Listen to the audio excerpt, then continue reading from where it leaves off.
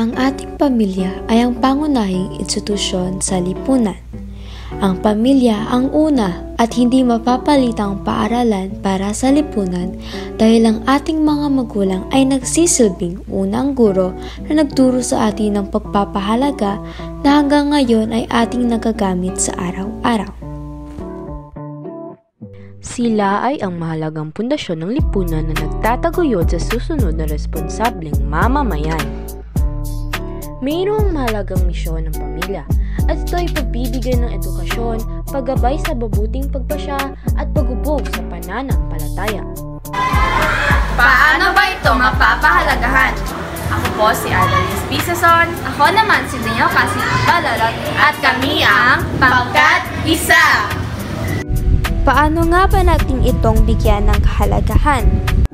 Unahin natin sa pagbibigay ng edukasyon ng magulang sa kanyang anak. Makakatulong ang pagbibigay ng edukasyon para sa kinabukasan ng anak upang siya'y magkaroon ng mabuting buhay paglaki. Mapapahalagahan ito sa pamamagitan ng pagtutulong ng magulang sa anak sa mga gawaing pangskwelahan at pagtuturo sa kanila kung mayroon silang hindi naintindihan. Ngunit, huwag pabayaan na gawin ng magulang ang lahat ng mga aktibidad ng anak sapagkat kailangan nilang matuto gumawa para sa kanilang sarili.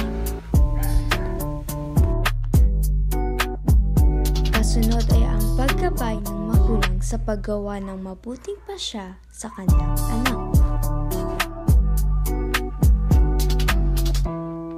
Mahalagang gabayan ng magulang na magpasya ang kanilang anak dahil nakakabuti ito. Makakatulong ito sa anak upang sila'y gumawa ng tamang desisyon. Mapapahalagahan ito sa pamamagitan ng pagturo ng tama at mali sa kanilang anak. Makakatulong ito na alamin kung ang ginagawa ba niya ay tama o mali. Huli ay ang paghubog ng pananampalataya.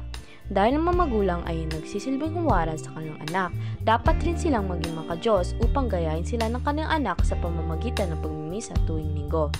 Huwag rin kalimutan na magdasal palagi, kahit may kailangan man o wala. Importanteng maghubog ng pananampalataya dahil sila ay ang lumikha sa atin, sila ang gumabay sa atin araw-araw at tinulungan tayo sa kung anuman ang pinagdadaanan natin. Kaya dapat ipahalagaan natin ito.